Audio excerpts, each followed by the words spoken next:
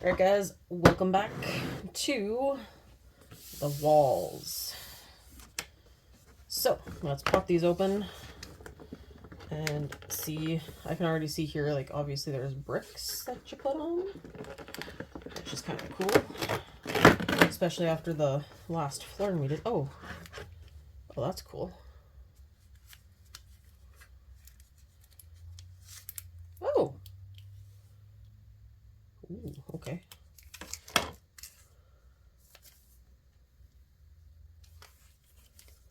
Okay, that one's in plastic, that one's not. That one had a little bit of tape on it. And then these would be... Oh, that looks so cool. Like, really good quality wood, too.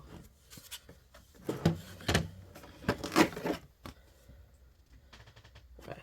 So that was about 80 bucks Canadian for this.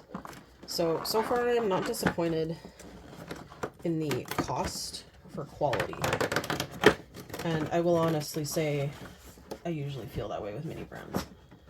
The quality of the items you get are pretty good. Alright. So it looks like we have another little tub of glue with another little stopper. We have what look like windows. Ooh, I wonder if I could stained glass these. Something to try on the second one. The first one is follow the instructions. The second one is anything goes. Oh, this time we have a... I feel like I want to call it a trowel. No. Dang it. My construction term is not up to par. We have a little column. I bet that goes between the windows. And then probably bricks based on the last one. Alright. So, let's pull this guy off.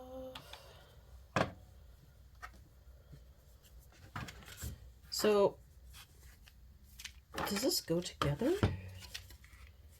No? Okay.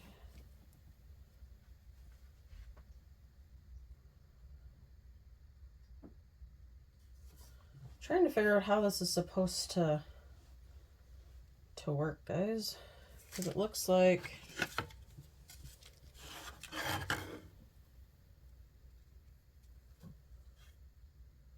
Let me look at the box.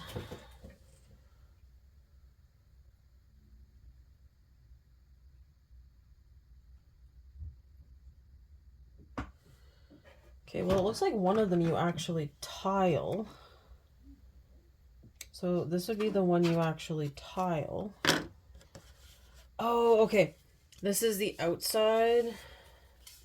And then this is the inside of the classroom, I think is what it's trying to get out.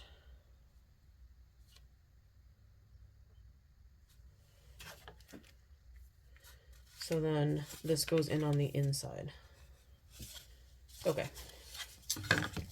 I'm gonna pop this guy open. Let me get some scissors here.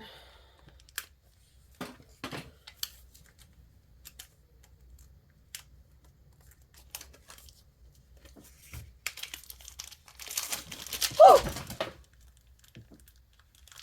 Okay, guess what? That was not sealed. Now I have to find all the pieces that I just dropped. Okay, that is for that one. This one was obviously an example, so you knew what it looked like. Holy Toledo. Okay. Right. That was unexpected. And a bit of a disaster. So, let's, oh my god, there's pieces everywhere. Now I gotta find them and then make sure I actually have all the pieces. Ugh. So, don't make the same mistake that I did. The one that's sealed is not actually put together.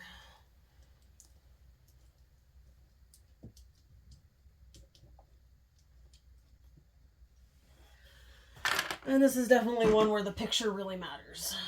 So, oh, I didn't realize that had fallen on the floor. think.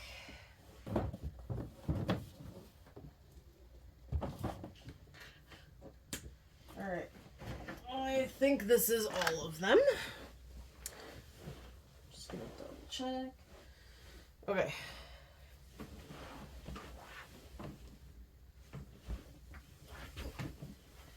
We are gonna hope that I found all the pieces, so that I don't have to move furniture to look for them.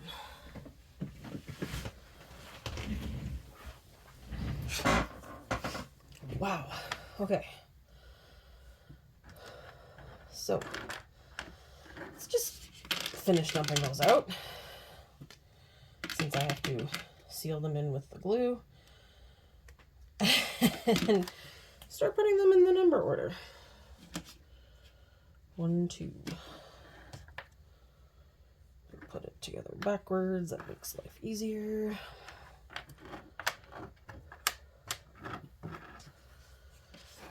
Oh geez Louise, that is a tiny little piece. 3.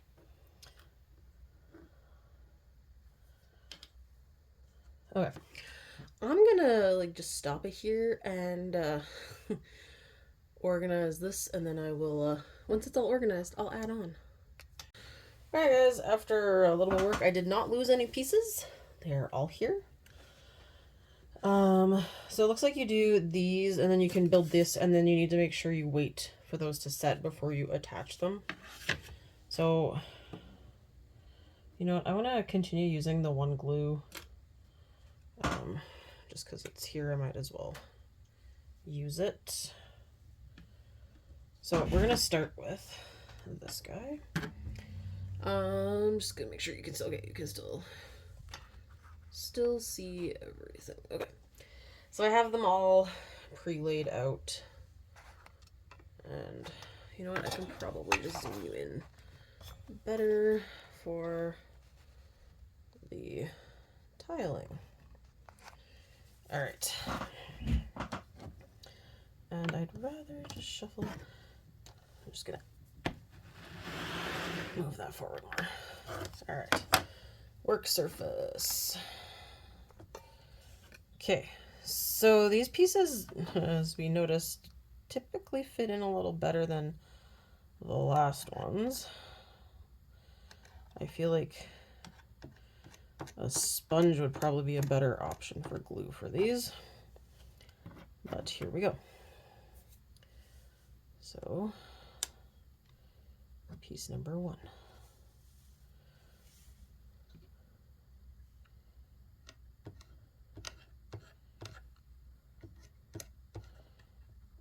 It could be too, like the arch is just going to be a bit of a more difficult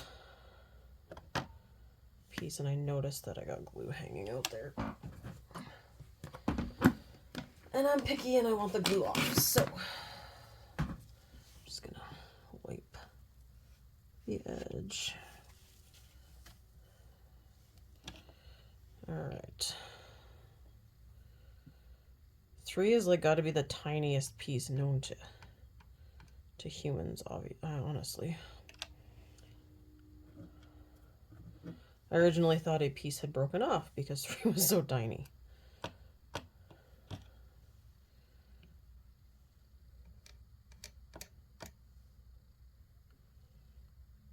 Just gonna put enough glue for a few in here.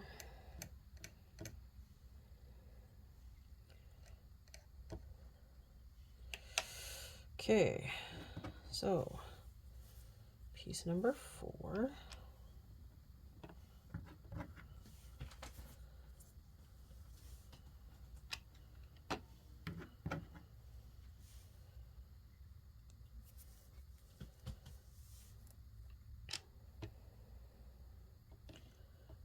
Okay,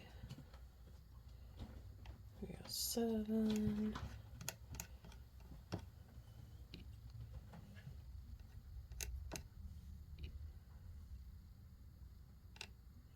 Just not entirely sure how much glue you need to put in here because it's kind of like dripping the glue in.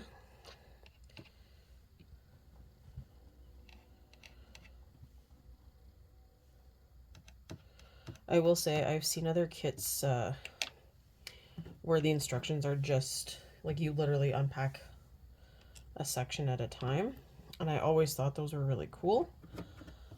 And I kind of like how it is with this too, because less chance of making a mistake or losing pieces or having to sort. I'm thinking of like furniture I've built where they give you all of the stuff in one giant bag, and it's like, here's a really incoherent picture of what the little screws are supposed to look like, and 20 that all look the same but they're slightly different. Good luck. And I've had furniture where they actually have them in separate bags for separate letters, and I've loved those. So this is kind of a really nice way to assemble, to not have to worry if you're putting things in the right way. And of course it helps too if you lay out all your pieces so you know the order they're going. Now I know my pieces are backwards, but it's pretty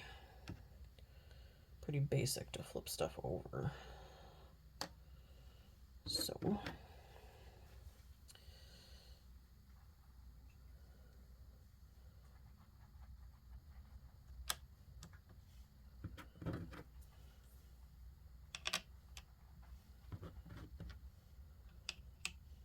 oh, almost put it in upside down. Whew. You're not supposed to see the number.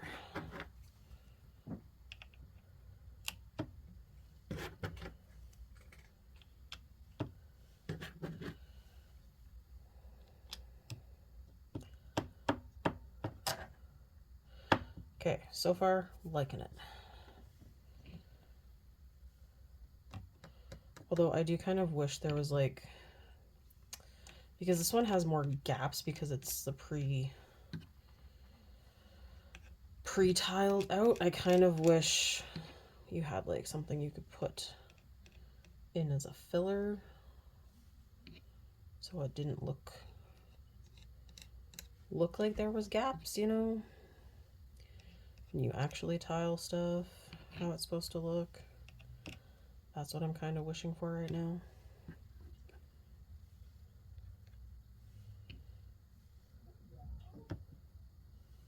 Okay, I'm just gonna set that in the glue. Okay, 19.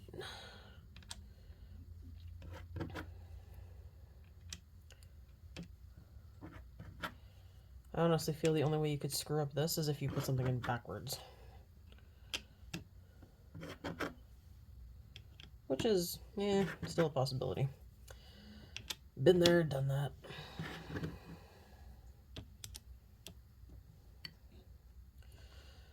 Okay.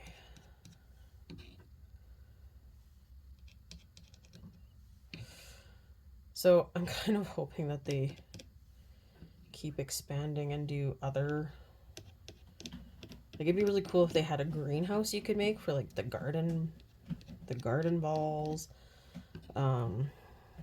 Maybe like build a kitchen or something for the food ones.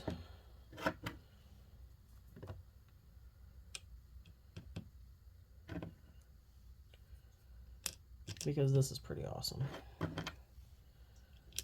And I won't lie, I am totally having fun. Sometimes it's fun to do crafts that actually have a set instruction, and sometimes it's fun to be completely creative. And I have my hands full of creativity right now at school because my students are doing poetry. And I found this has worked really well. They write poems, and they have to, each poem I rank with different points. So like haikus are worth 1 point, roses are red are 2. I think next year I might change that to 1 point because roses are red are pretty easy, like honestly. And then they have to make up 20 points. Now they are grade 6, so the sonnet that I have them write if they choose that. It just has to be the 10 syllables per line and the rhyming pattern. I don't really worry about the iambic pentameter because it's a little above their level. But when they do their good copies, I bring in a bunch of scrapbooking stuff and they kind of go nuts. And there's paper everywhere and stuff everywhere. It's honestly, it's a lot of fun. But my organized chaos brain sometimes can't handle the crazy. So coming home to do this is actually really calming. Something that's a little structured, organized, except the chaotic cats in the background who are going a little crazy. I can hear them.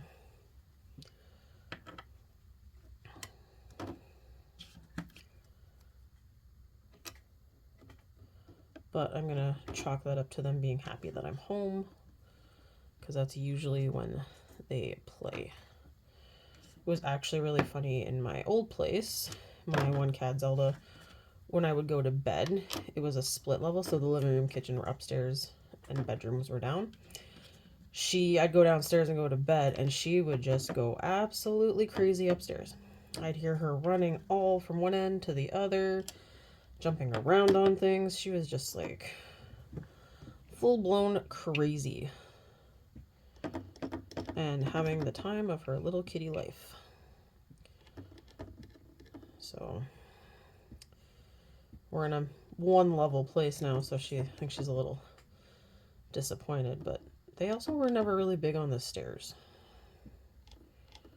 except staring at me from the top, watching me as I walk down, which is a little creepy, honestly. But then again, that's what cats do. They're a little creepy at times.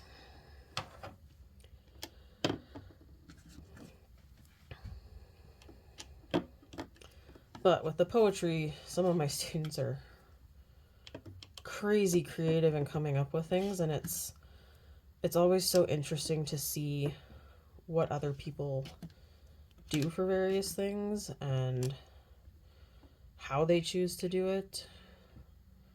So we are having a lot of fun. And I mean, LA, part of it is expressing your understanding of works, and poetry is really one where you get to be as expressive as you want, honestly. You can kind of write about anything and everything, and I upped my game this year, and I showed them some clips from Dead Poets Society, because that is an awesome look at poetry, and because it's a bunch of guys doing poetry, it's kind of helps get some of the other boys in the mood. But then I also showed the episode of Roseanne where Darlene writes a poem, and it's honestly probably one of the more heartfelt things that most girls can honestly relate to. And it starts off really funny and then gets really deep, and the kids all did the same as in the show. And it starts off, they're laughing because it's funny, and then it gets a little more real, and afterwards they're kind of like, wow, that was really. And then you got to tell them, I'm not looking for that for every poem that you do, but it just shows you that some people express themselves better with poetry. And I've done this a few times, so it's been kind of fun, and they learn about the different poems. And I honestly think my favorite one that we do, it's the Battle of New Orleans, and there's a Lego video of it on YouTube, and it cracks me up, and I have it stuck in my head, and I like hum it occasionally, even years like when we're not doing poetry, just because it's such a catchy little poem with the wording and the drumming sound for the poem. And that's why too I will tell them, like, the way you read poems matters, and it affects how you understand. And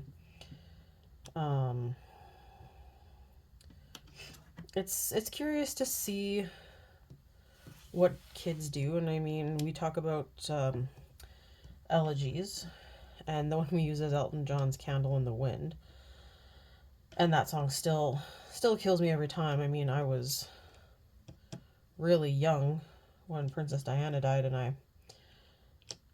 was a kid, didn't really pay attention to that. And then but now, like, listening to the song, and just years later, her impact is still pretty important to a lot of people. And but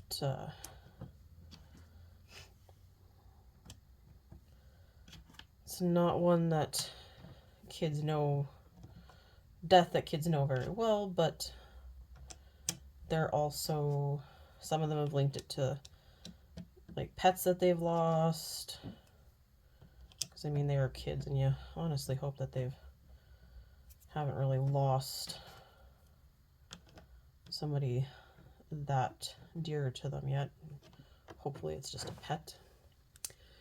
All right, so I need to let these sit. And then these guys, so there's not much glue left, but I'll throw our little sealed lid on there again, and then clean off the, I want to call it a trowel. I feel like that might be the term. I don't remember.